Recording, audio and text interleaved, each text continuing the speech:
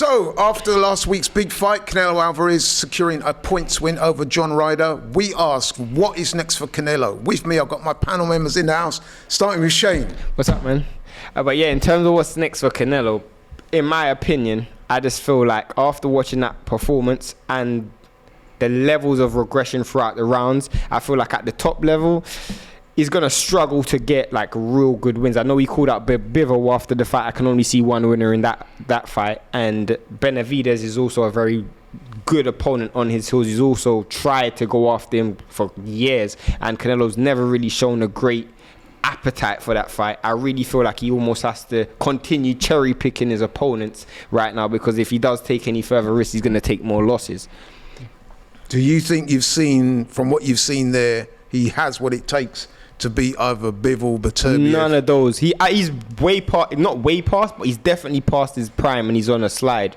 I wouldn't say he's completely washed up. I wouldn't say that. I would just say that when you go up against guys So like, let me press you. If it's not Bivol, if it's not Beterbiev, who is it for you? If I was managing his career, Yep. I'm looking for that Edgar Berlanga fight. If I'm managing his career, as a fan, I want to see him fight Benavidez because he has all the belts. But if I was managing his career, go out there and look for the biggest money fights for the lesser the risk, innit? Nick?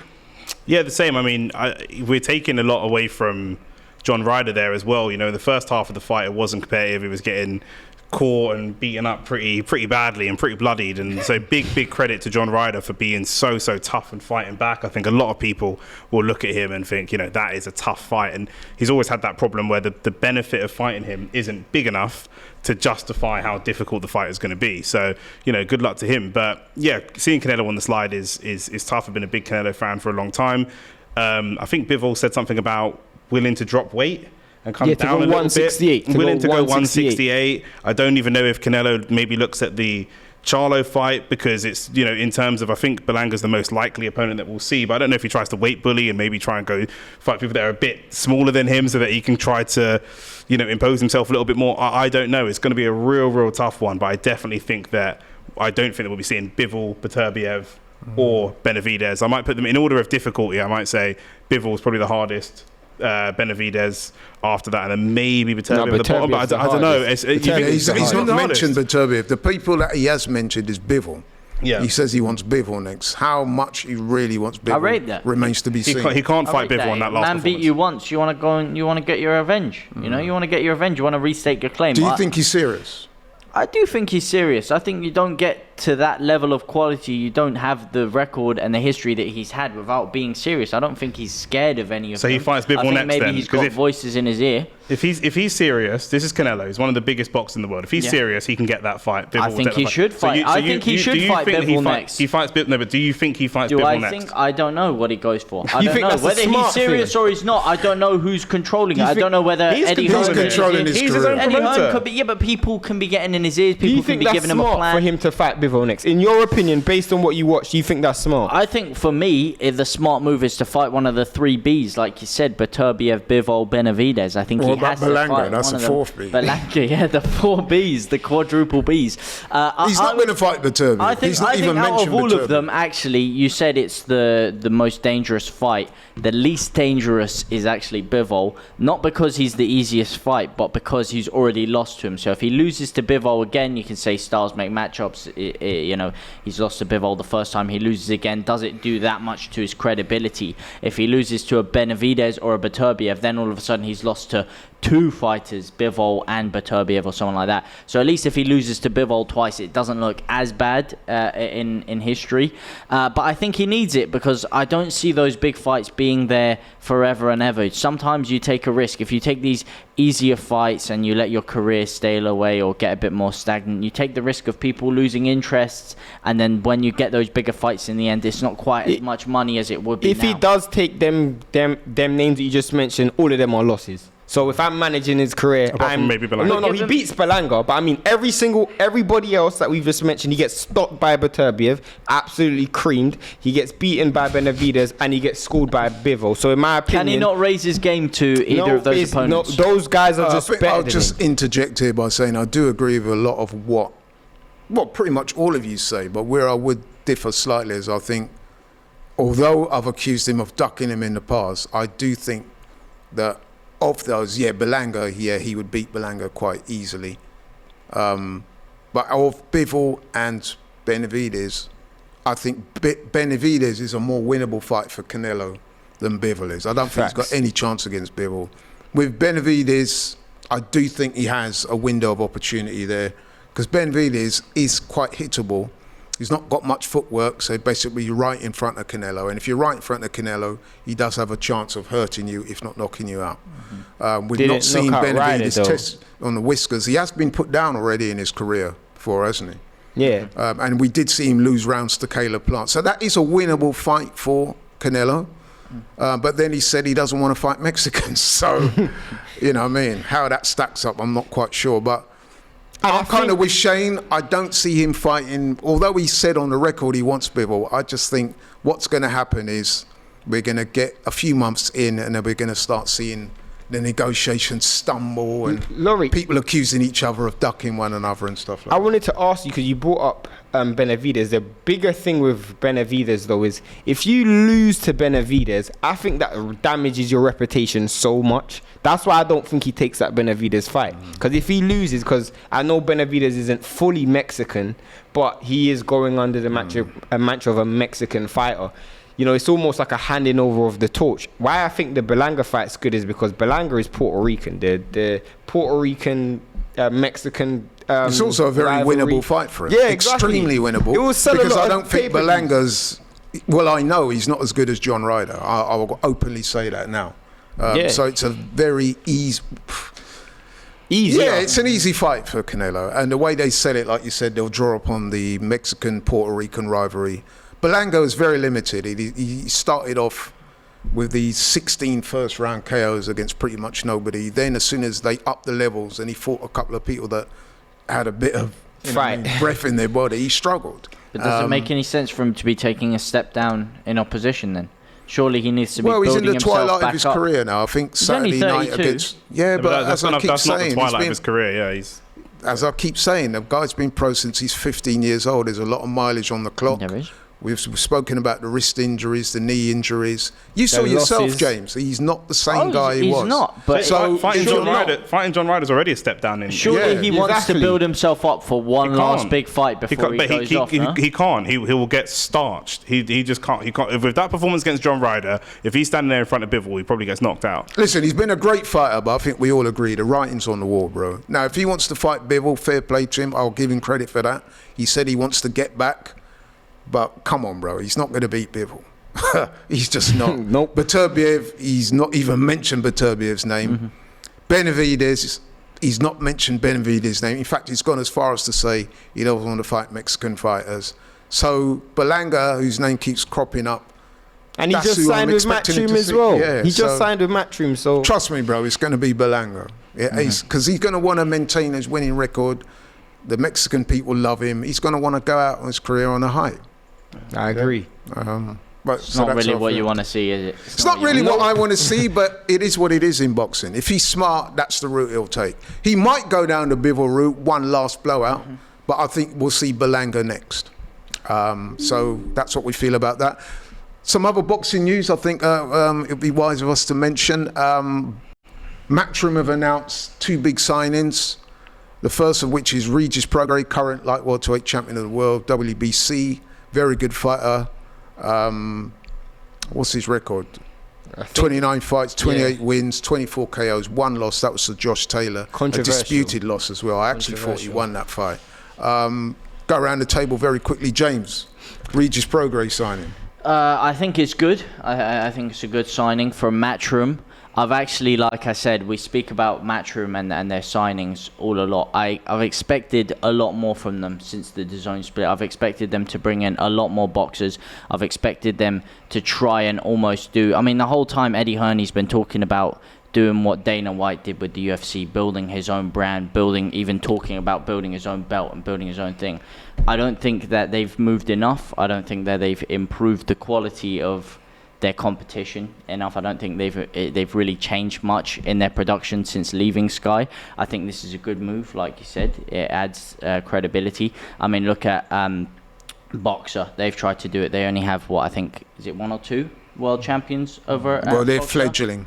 Yeah, Fledgling. exactly. Shane, I mean, Regis, he's 34 years old, though. That's the one thing I would say. He's getting on a bit. you guys all know, especially Laurie, how much I love Regis Prograis as a fighter. You know, he's a fighter's fighter, honest, true professional. The only issue with Regis is he's always had promotional issues because he's never been that sellable. Not because he's not got a very outspoken personality. It's just the fact that, you know, it's just very difficult because no major promotional company has been behind him throughout his career. This is the first time a major promotional company will actually invest in him.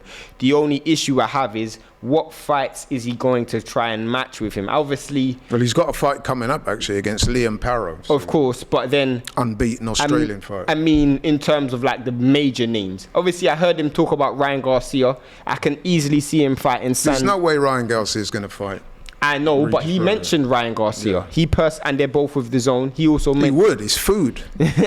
Exactly. But in terms of the landscape, it's a very good signing. I just don't know how much it moves the needle in terms of subscribers. Nick, very quickly. Yeah, I mean, Eddie Hearn's got a history of signing fighters that his fighters have previously fought. He does like to kind of go on the charm offensive with people's families and different things like that and keep things cooking in the background. And I do think that sometimes I feel like that's why some people don't want to let their fighters even get close to him. But it's a good signing, very, very talented fighter. And for anybody coming up in the division, it's a really good benchmark fighter, even if he is at the tail end of his career. Okay, thank you very much. And there's another signing that they announced, which, no disrespects to Regis Prograis, but I'm very excited by that signing, more so than I am even Regis. Andy Cruz, Cuban starlet. Eddie Hearn described him as his most talented signing ever.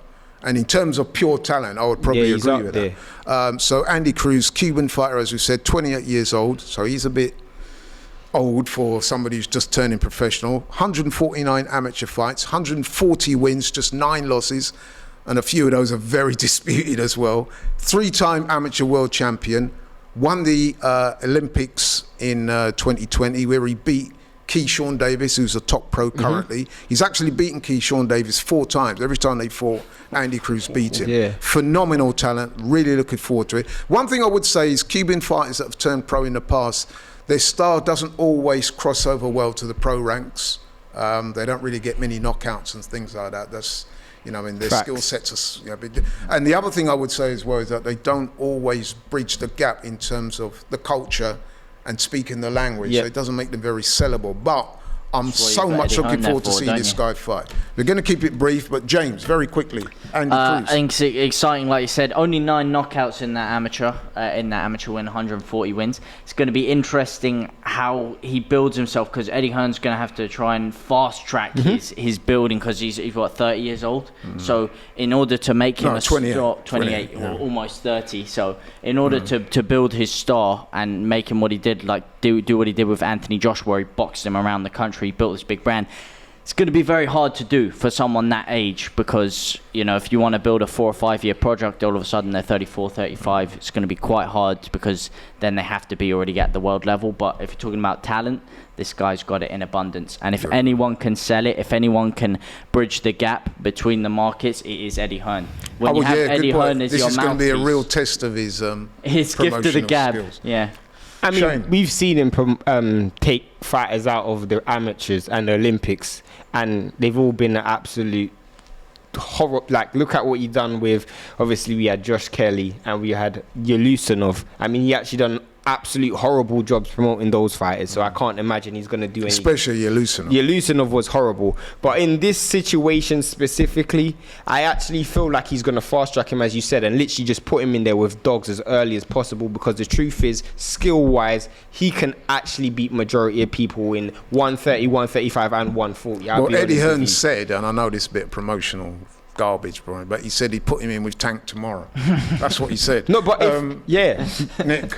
Yeah, I mean, boxing's Cruz. a political sport, and the Cubans often suffer from political issues. Do you know what I mean? We know the stories of them running away from the Olympics because it's one of the ways they can get out of the country and different things like that. So, but yeah, super, super talented fighter. And I wish the best for him, but yeah, it's just going to be tough on a promotional job, and again suffering from that same issue where he's very, very good and not very well known. So what is the benefit to someone stepping in with him? And he's going to have to win over the public purely on performance, because he's probably not going to do it with character, with the language barrier and different things like that, and the culture is very different. So I think James made a good point as well, is that he's not a known puncher, so he might find it hard to cross over, because you know what it's like. A lot of people are not purists like ourselves. They don't appreciate. He could be like Riggin though. He could be like a Riggin though. Yeah. So unless he's knocking guys out, he probably is not going to get the kind of mass attraction that a guy of his talent should get. But nevertheless, I'm really looking forward to seeing him fight, and we'll keep you posted as to his developments as a professional fighter. Couple of news items to go through before we close. Liam Smith versus Chris Eubank Jr. That was set for the 17th of June. That's been pushed back. The rematch that has been pushed back due to Liam Smith suffering a minor injury that he needs to heal up from. That fight is now going to be taking place on the 1st of July. So they're still going to fight. It's pushed back a couple of weeks. To me, don't make a difference. Doesn't make a difference in the overall result. I predicted Liam Smith the first fight. I'm going even stronger Liam Smith for the second fight. It may not stop him in 4 rounds, but I think he's going to beat him, man. Anyone? Nah, I have nothing. Just prolonging the beating, to be honest. Yeah, I had Liam Smith beating him on points, and they stopped him, and I was really surprised. But yeah, Chris Eubank. Everyone knows my thoughts of Chris Eubank Jr. Below average. But we all know that Chris Eubank Jr. got his tactics very, very wrong in the first fight. He was trying to do a Roy Jones, he was trying to do a peekaboo, he was trying to outbox him. Well, he's trying to fight like Roy Jones. Yeah, he's trying to fight like Roy Jones, even though he's nowhere near the quality of Roy Jones. I've got to say that hookup with Roy Jones has been an absolute car crash, disaster. You can make the argument that he's got his tactics wrong for almost every single one of his pro fights, bar the Yildirim fight. You can make that argument for a bunch of his fights. You know, who's he going to turn up as next? He still has yet to find himself. He turns up doing cosplay of various different boxers. And we mentioned earlier about fighters in the twilight of their careers and regressing and so forth. I think the same can definitely be said for Chris Eubank Jr. Just want to close on a news item that I discovered today. Boxer, the promotional outfit, the fledgling promotional outfit, they did not submit a purse bid for the British heavyweight title fight between Fabio Wardley and Fraser Clark. So that fight is now off. That's not very good news for Boxer. And it's not good news for Fraser Clark, who Olympic bronze medalist turned pro at a relatively late age. We spoke about people turning pro late. They wanted to fast track him. This is not good news that he didn't get this fight with Fabio Wardley. That would have been a big fight for him, a winnable fight for him, but nevertheless, I think that's poor. Very quickly around the table. Yeah, I was literally going to say something quickly based on that. Apparently, very quick. Yeah, apparently it's just because of they couldn't headline that fight. It wasn't a headline fight, so they didn't have their funds. That's why, and that's what I've heard. But does that show a lack of faith in Fraser Clark? That they didn't win, didn't even submit. They're not submitting, not winning. I mean, again, we see people submit purse bids that they know are going to lose. Yeah. So that means the worry is not just that they didn't submit one, not that they didn't win one, because you could submit one for just for good faith, just to put your arm around a fighter and say, "Oh, I did my best," but blah blah blah. Yeah. To not submit one at all means that nobody else was even bidding, or maybe they wanted another fight though. But it's not a good look on Fraser Clark's career. It's not a great look. It's a horrific look. And what I will say, if this was Matchroom, if this was Eddie Hearn, he would be getting slaughtered. Well, he slaughtered Boxer. But he would be as in getting crucified by everyone in the press for pulling something like this, and everyone would be on his back.